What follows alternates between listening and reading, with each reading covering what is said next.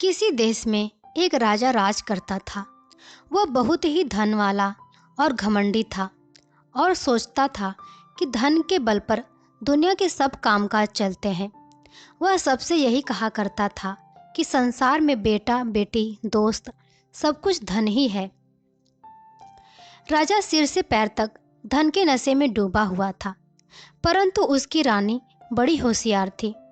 वह पैसे को कुछ भी नहीं समझती थी और अपने बुद्धि को ही सब कुछ समझती थी।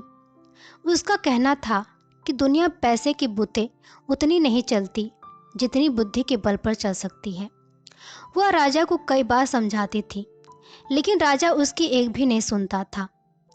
एक दिन राजा ने पूछा, रानी सच कहो, दुनिया में बुद्धि बड़ी है या धन? रानी बोली, महाराज यदि आप मुझसे सच ही पूछना चाहते हैं तो मैं तो बुद्धि को ही बड़ा समझती हूँ। बुद्धि से ही धन आता है और बुद्धि ना हो तो सब खजाने लूट जाते हैं, राजपाट चौपट हो जाता है।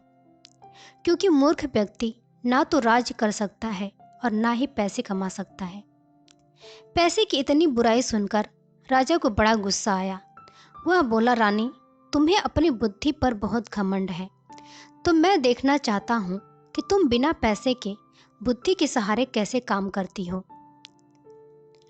ऐसा कहकर राजा ने रानी को घर से बाहर एक नए मकान में रहने के लिए छोड़ दिया और खर्च के लिए पैसे भी नहीं दिए। और तो और रानी के शरीर पर जो जेवर थे वह भी उतरवा लिए। रानी ने मन ही मन में कहा कि एक दिन मैं राजा को दिखा दूंगी कि संसार में बुद्धि भी कोई चीज़ है, पैसा नहीं। नए मकान में जाकर रानी ने नौकरों को द्वारा 2 ईंट मंगवाए और उन्हें सफ़ेद कपड़े में लपेटकर अपने नाम की मोहर लगा दी। फिर नौकर को बुलाया और कहा, तुम मेरे इस खजाने को धनु सेठ के घर ले जाओ और कहना कि रानी ने यह खजाना भेजा है और 20,000 रुपये मंगाए हैं। कुछ दिनों में मैं तुम्हारे रुपए लौटा दूंगी और इसे वापस छुड़ा ले आऊंगी। जब तक यह उनके पास गिरवे रहेगा। नौकर सेठ के यहाँ चला गया। ईंट पर रानी के नाम की मुहर देखकर सेठ समझ गया कि इसके अंदर कोई कीमती जेवर है। उसने 20,000 चुपचाप दे दिए और कुछ भी नहीं पूछा। पैसा लेकर रानी के पास आया। रानी ने इन रुपयों से एक काम शुरू कर दिया। रानी स्वयं व्यापार की देखरेख करने लगी। थोड़े ही दिनों में उसने इतना धन कमा लिया कि सेठ के रुपए वापस कर दिए और काफ़ी रुपए बचा लिए।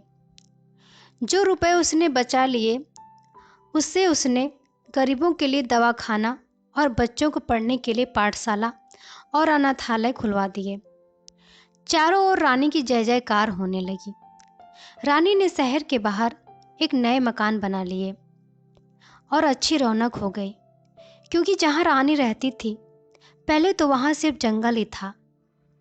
इधर रानी के चले जाने पर राजा अकेला हो गया, क्योंकि पहले रानी राजा राज्य के कार्य में सलाह भी देती थी और उसे सही निर्णय लेने में मदद भी करती थी।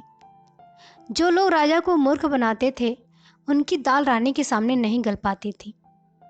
लेकिन अब जब रानी चली गई, लोग राजा को लूटने लगे और उसे पागल बनाकर बहुत सारा खजाना लूट लिया। राजा का मन किसी काम में नहीं लगता था। वह अपना राजकाज मंत्रियों को देकर देश घूमने के लिए निकल पड़ा। जाते समय नगर के बाहर ही उसे कुछ ठग मिल गए। उनमें से एक काना आदमी राजा के पास आकर बोला, महाराज मैंने अपनी एक आँख आपके यहाँ 5,000 में गिरवी रखी थी। आपने मुझसे वादा किया था कि उसके बदले आप मुझे रुपए देंगे। राजा बोला, मेरे पास किसी की आँख नहीं है, मंत्री के पास जाकर पूछो। वह बोला, महाराज मैं मंत्री को क्या जानूं, मैंने तो आपके पास ही रखी थी गिरवी। मेरी आँख दीजिए या फिर मुझे उसके बदले पैसे दीजिए।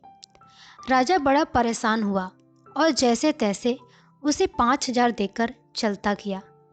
कुछ दूर जाने पर एक बूढ़ा आदमी उसके सामने आकर खड़ा हो गया।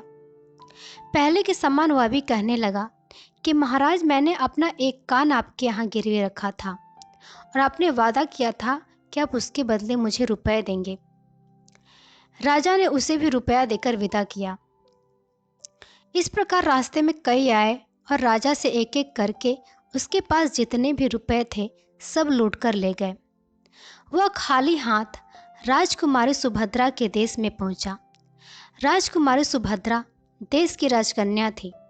उसने यह कसम खा रखी थी कि जो भी आदमी उसे शतरंज में हराएगा वह उसके साथ विवाह कर लेगी।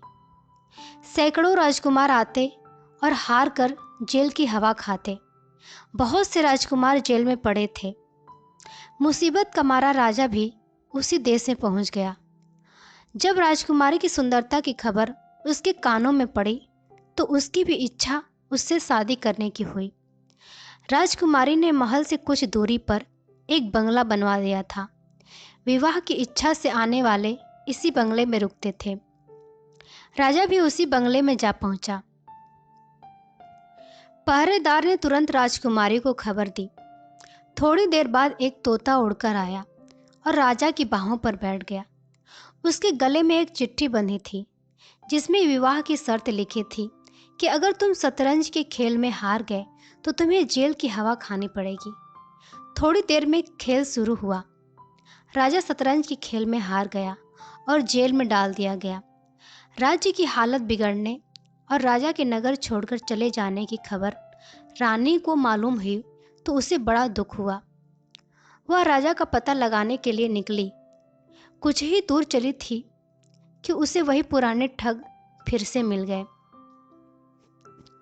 वही काना आया और कहने लगा, रानी, आपके पास मेरी आँख 5,000 में गिरवी रखी थी।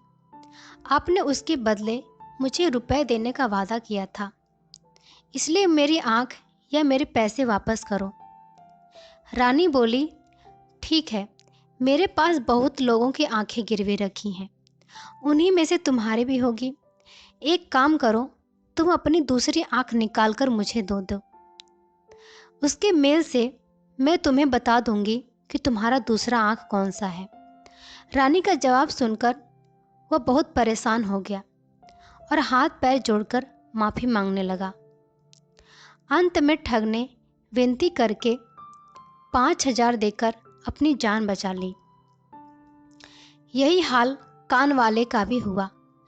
जब उसने देखा कि रानी का नौकर उसका दूसरा कान काटने ही वाला है तो उसने भी 10,000 रानी को देकर अपना पीछा छुड़वा लिया और कहने लगा, यह रानी तो बहुत तेज है। उससे अपना पीछा छुड़ाकर रानी आगे बढ़ी और पता लगाते लगाते राजकुमारी सुभद्रा के देश में जा पहुंची। राजा के जेल जाने का समाचार सुनकर उसे बड़ा दुख हुआ। वह राजा को जेल से छुड़ाने का उपाय सोचने लगी। उसने पता लगाया कि राजकुमारी सुभद्रा किस प्रकार शतरंज खेलती है। सारी बातों का पता लगाकर उसने आदमी का भेष बना लिया। अब रानी आदमी के वेश में राजकुमारी सुभद्रा के महल में चली गई और शतरंज के खेल में राजकुमारी सुभद्रा को हरा दिया। राजकुमारी के विवाह की तैयारी होने लगी। रानी बोली, विवाह तो शर्त के अनुसार पूरा हो गया, अब तो विदा होने की रस्म बाकी है। राजकुमारी के विदा होते समय ही सारे कैदियों को छोड़ दिया गया और रानी राजकुमारी को विदा कराकर हाथी घोड़ों के साथ बहुत सारा धन लेकर अपने नगर को चली गई। कुछ दिन में वह अपने नगर आ गई और अपने मकान में रहने लगी। राजा जब लौट कर आया तो उसने देखा रानी के मकान के पास पाठशाला, अनाथालय, अस्पताल सब बन गए हैं और बड़ी बड़ी इमारतें बन गई हैं। यह देखकर राजा सोचने लगा कि मैंने तो एक पैसा भी नहीं दिया था, उसने यह लाखों की इमारत कैसे बनवा ली। राजा को रानी की बुद्धिमत्ता पर विश्वास हो गया। राजा ने अपना सर नीचा कर लिया और कुछ देर सोचकर रानी से कहने लगा, रानी, अभी तक मैं बड़ी भूल में था, तुमने मेरी आंखें खोल दी। अभी तक मैं पैसों को ही सब कुछ समझता था, पर आज मेरी समझ में आ गया कि बुद्धि के आगे पैसा कुछ नहीं है। कुछ दिनों बाद राजकुमारी की शादी राजा से हो गई और दोनों रानियां मिलजुल कर रहने लगी। अक्सर लोग पैसे का घमंड करते हैं। कुछ लोग सोचते हैं कि जिनके पास पैसा है वही सबसे बड़े हैं, लेकिन सच्चाई इससे अलग है। बुद्धि के बिना रुपया पैसा सब बेकार है। अगर हमारे पास बुद्धि नहीं होगी तो हमारे पास कितना भी पैसा हो, दुनिया हमसे लूट कर उसे खा जाएगी और हम कुछ भी नहीं कर पाएंगे।